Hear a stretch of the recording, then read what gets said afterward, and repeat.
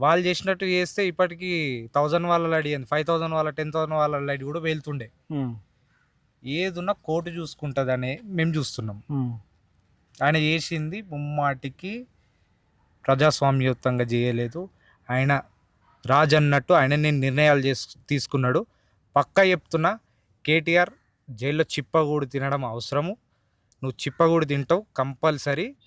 గతంలో అన్యాయంగా, అప్రజాస్వామికంగా మా నాయకులను అరెస్ట్ చేసినావు. కర్మ అనేది ఒకటి ఉంటదండి. అది ఎవ్వరిని విడిచిపెట్టదు. వాళ్ళు చేసినట్టు చేస్తే ఇప్పటికి 1000 వాళ్ళ లైట్ ఏంది 5000 వాళ్ళ 10,000 వాళ్ళ లైట్ కూడా వెళ్తుండే. హ్మ్. ఏదున్నా కోర్టు చూసుకుంటదనే మేము చూస్తున్నాం. హ్మ్.